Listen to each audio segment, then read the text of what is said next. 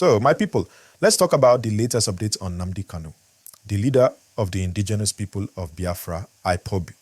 This one is big and is shaking up both the legal and political scene in Nigeria again.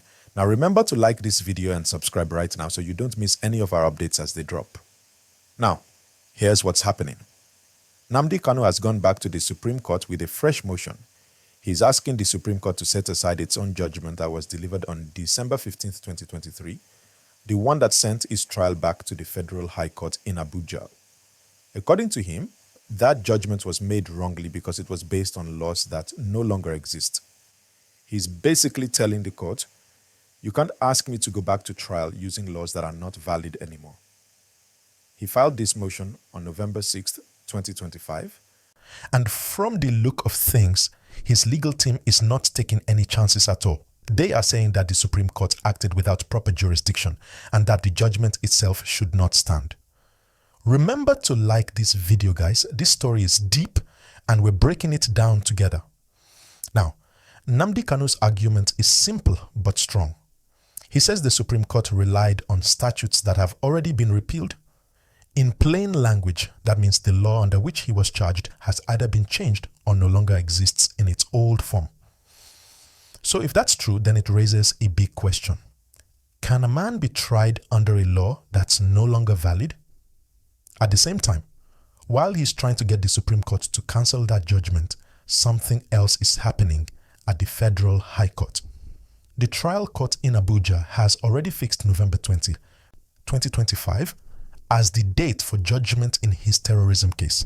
That means two things are now happening side by side. Kanu is challenging the Supreme Court judgment that sent his case back to trial, and the Federal High Court is also preparing to give its own ruling on the same matter. The tension is real and everyone is watching closely. Make sure you like this video and subscribe because I'll be giving you every detail as they unfold. Now, let's take a little step back so you can understand how all this started. You remember that Nnamdi Kanu was first arrested years ago and charged with terrorism-related offenses. He's the leader of IPOB, the group that has been calling for the independence of the southeastern region of Nigeria, which they call Biafra. Because of that, his case has always attracted attention both inside and outside the country. Some people see him as a freedom fighter. Others see him as a threat to national unity. Whatever your view, there is no denying that his case touches very sensitive issues in Nigeria: politics, security, and regional identity. Back in October 2022, the Court of Appeal actually discharged and acquitted him of all the charges. But the federal government appealed that decision at the Supreme Court. Then, in December 2023, the Supreme Court ruled that the case should go back to the Federal High Court for trial. That's the same ruling Nnamdi Kanu is now asking the Supreme Court to set aside. He's saying, no, you can't send me back to that court because your decision was based on outdated laws. And when you think about it carefully, his argument raises some serious points.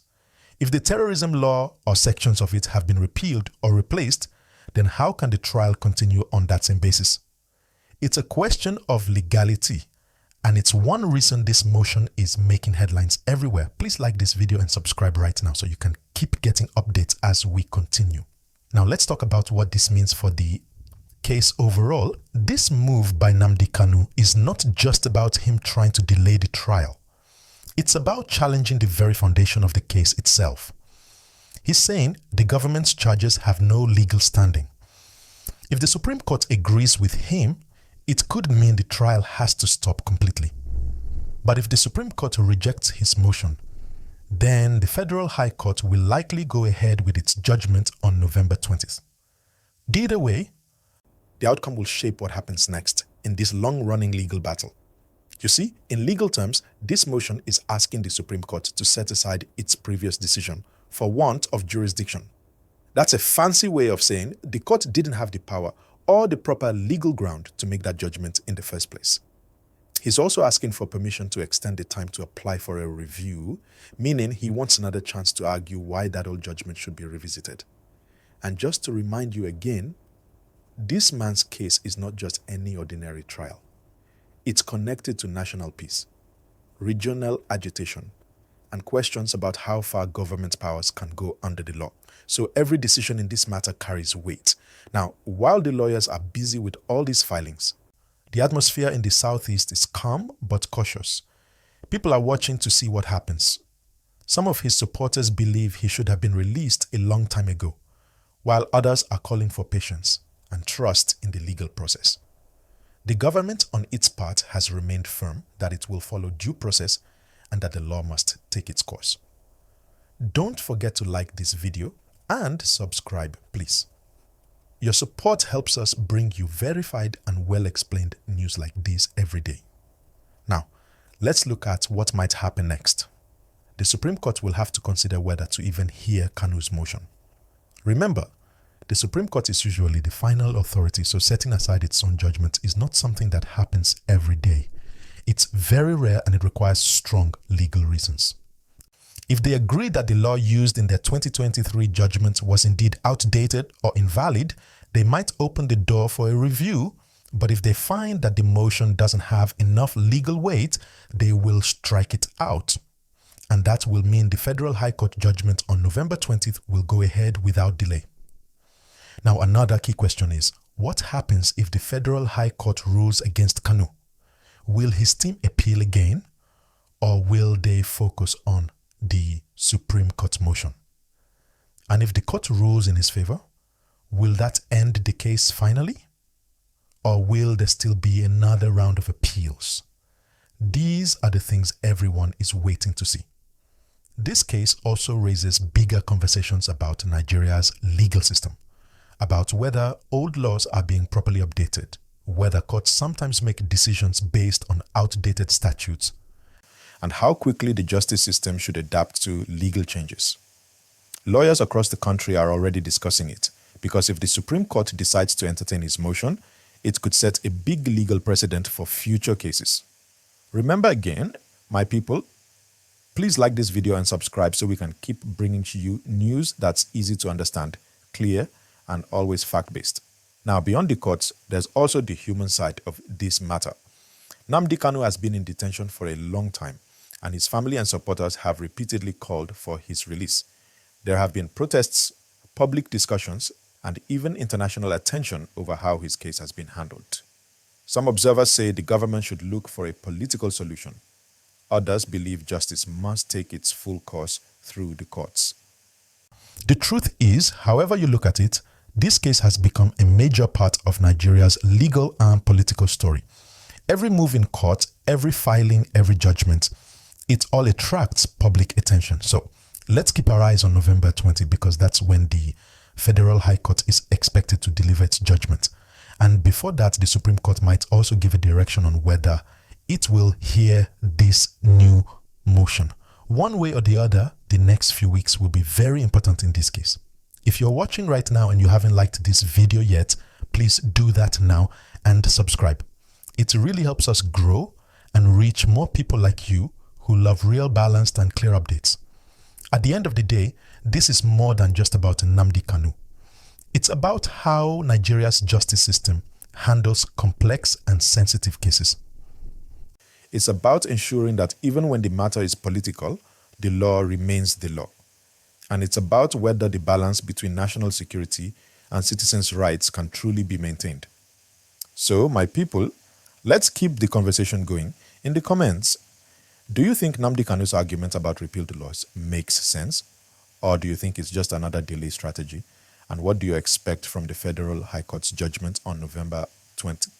Drop your thoughts below and don't forget, like this video, subscribe and share so that more people can join the discussion. Now, one thing everyone is talking about right now is the tension this case could create across the southeast region. You see, over the years, whenever there's any major court decision involving Nnamdi Kanu, emotions usually run high.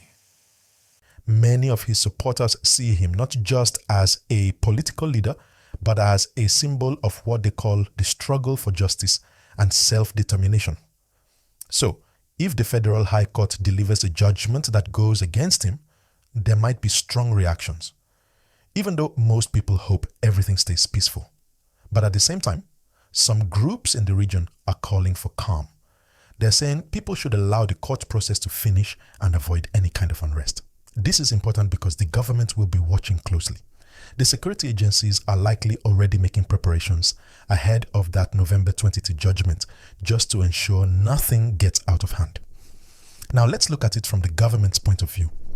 The federal government has always insisted that the rule of law must take its course.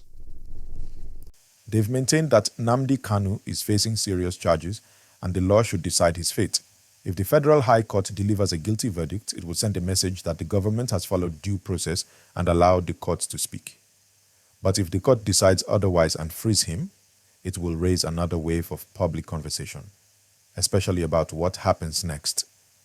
Remember to like this video and subscribe right now.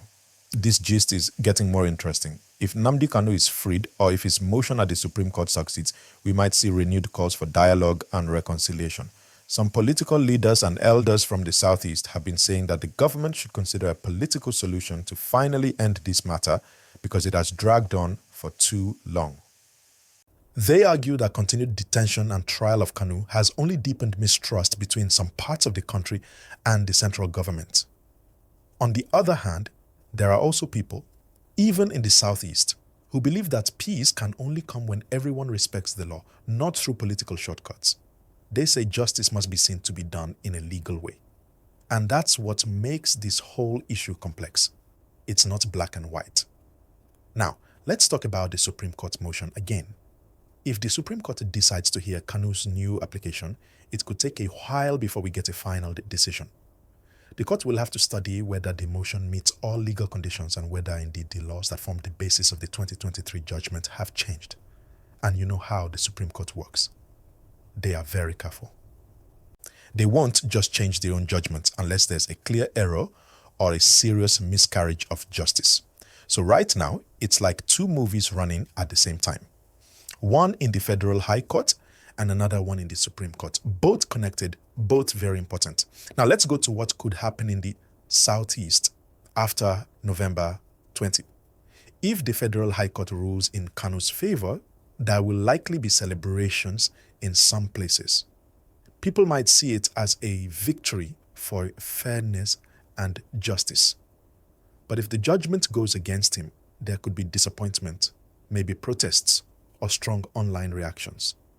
That's why many community leaders, traditional rulers, and clerics have been calling for calm, reminding everyone that violence or destruction will not help the situation. Please like this video now, my people. And subscribe. It really helps the channel grow and keeps you updated anytime new news drops. Now, from the public side, many Nigerians, even outside the Southeast, are watching this case because it's also about how the law works in Nigeria. People want to see whether justice will be fair, whether courts can truly correct their own mistakes, and whether government actions will follow due process. You see, one of the main things Kanu's motion is bringing up is accountability in the judiciary. If it's right that the Supreme Court relied on a repealed or outdated law, then it raises a question about how laws are updated and referenced during trials. That's a big lesson for everyone in the legal system. It's not just about Nnamdi Kanu, it's about how Nigeria's legal framework evolves. Now let's imagine the possible outcomes. Scenario 1, the Federal High Court finds him guilty. If that happens, his lawyers will likely appeal immediately and the case could go back up again. It means the legal battle will continue for months, maybe even years. Scenario 2, the court declares that there is no valid charge against him. That would be a huge turning point. It would mean Kanu walks free, and it could open new discussions about reconciliation, peace talks, or even restructuring of government relationships with the Southeast. Scenario 3, the Supreme Court accepts his motion and sets aside its 2023 judgment. That would also be big. It could mean the Federal High Court loses jurisdiction to continue with the trial, and everything stops there.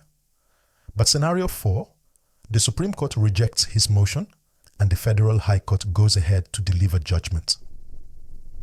That would mean the case continues under the current path. Any of these outcomes could change the political temperature of the country. So this is why every lawyer, every analyst, every political watcher is paying attention. Now, while we're here, I want you to think about one thing. What lesson does this whole story teach us? It shows that in a democracy, no matter how powerful anyone is, the law remains the ultimate referee. Whether it's Nnamdi Kanu or anyone else, the law must be respected. But at the same time, those in authority must also make sure the law they are applying is correct and current. That's the balance that keeps a country stable. Please like this video now and subscribe, because we'll keep following this matter closely and bring you every new update in simple English that everyone can understand. Another thing that people are talking about now is the role of the judiciary and how it can help reduce political tension. For example, some experts believe that the faster the courts deliver fair judgments, the less room there is for confusion or agitation. Because when people see that justice is being done, they feel heard. But when cases drag on, emotions rise. That's one reason why this November 20th judgment date is being seen as a major test for Nigeria's justice system.